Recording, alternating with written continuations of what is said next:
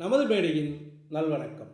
நமது மேடையில் நாம் இன்று விவாதிக்க விரும்புவது யார் அந்த சார் என்கின்ற கேள்விக்கு விடை தெரிந்து விட்டதா அல்லது விஷயம் மறந்து விட்டதா? யார் அந்த சார் என்கின்ற கேள்வி உலகையே உலுக்கிய ஒரு கேள்வி. எதற்காக அந்த கேள்வி எழுப்பப்பட்டது? அந்த மாணவிக்கு நடந்த அந்த கொடுமைக்கு நீதி கேட்டு. அண்ணா பல்கலைக்கழக மாணவிக்கு நடந்த அந்த கொடுமைக்கு அந்த ஞானசேகரனுக்கு பின்னால் ஒளிந்து கொண்டிருக்கின்ற அந்த உத்தமர் யார்? அந்த கொடூரன் யார்? அந்த ஞானசேகர் என்கின்ற கொடிய மிருகத்தை வளர்த்த அந்த எஜமானர் யார் என்கின்ற கேள்விதான் யார் அந்த சார் என்கின்ற கேள்வி. இதை முதலில் அனைத்து இந்திய அண்ணா திராவிட முன்னேற்றக் கழகம் எழுப்பினாலும் அதனைத் தொடர்ந்து தமிழகத்தில் இருக்கின்ற அனைத்து அரசியல் கட்சிகளும் இந்த கேள்வியை எழுப்பியது. திமுகவில் கூட்டணியில் இருக்கின்ற கட்சிகள் கூட இந்த கேள்வியை எழுப்பியது. தமிழகத்தை தாண்டி இந்தியாவை தாண்டி உலக அளவில் யார் அந்த சார் என்கின்ற கேள்வி பேசு பொருளாக மாறியதற்கு காரணம் நிச்சயமாக நமது ஊடகங்கள். அதை நாம் மறுக்க முடியாது.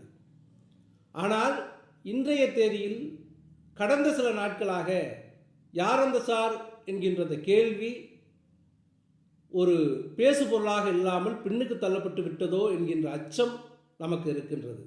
அதற்கு காரணம் என்னவென்று தெரியவில்லை. யார் அந்த சார், யார் அந்த சார், யார் அந்த சார் என்று அனைத்து ஊடகமும் அனைத்து அரசியல் கட்சிகளும் ஒவ்வொரு தனி மனிதனும் சமூக ஆர்வலர்களும் கேட்டுக்கொண்டுதானே இருந்தோம். இப்பொழுது எப்படி அந்த கேள்வி பின்னுக்கு தள்ளப்பட்டது? அந்த கேள்விக்கு விடை கிடைத்து விட்டதா? யார் அந்த சார் என்பது எல்லோருக்கும் தெரிந்து விட்டதா? எதன் அடிப்படையில் அந்த கேள்வி பின்னுக்கு தள்ளப்பட்டது? நான் அனைத்து நாட்களும் அனைத்து ஊடகங்களும் இதையே விவாதிக்க வேண்டும் என்று சொல்லவில்லை.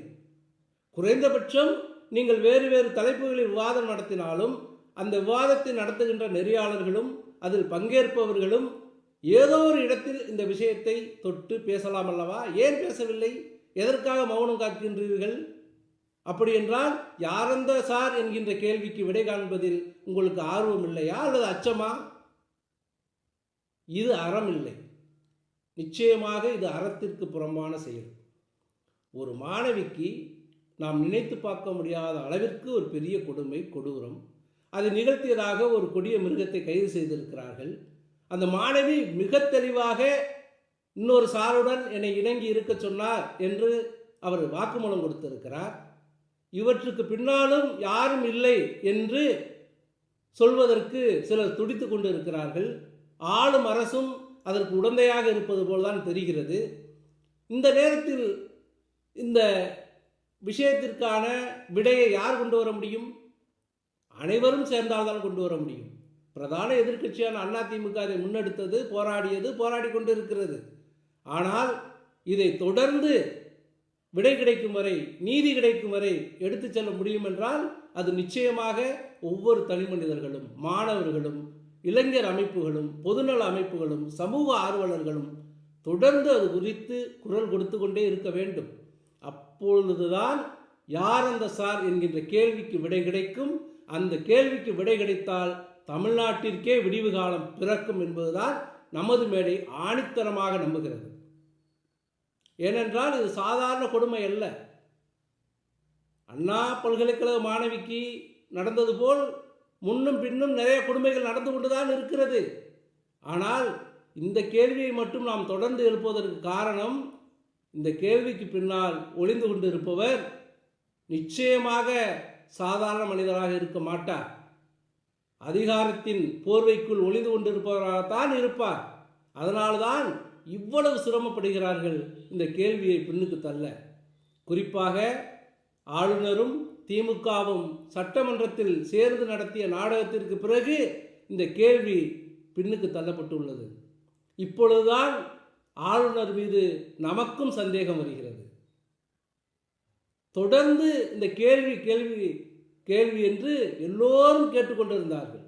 ஆனால் இந்த கேள்வியை பின்னுக்கு தள்ளுவதற்கு இவர்கள் சேர்ந்து பேசி செய்த நாடகமாகத்தான் அந்த சட்டசபை விஷயம் இருக்கும் என்று இப்பொழுது நாம் நினைக்க வேண்டி வருகிறது.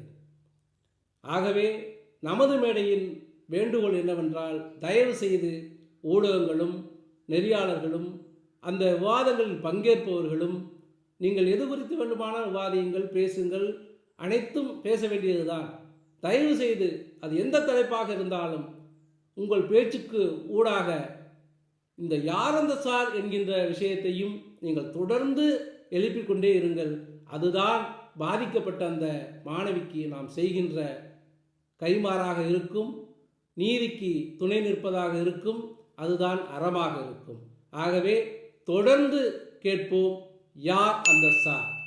நன்றி, வணக்கம்.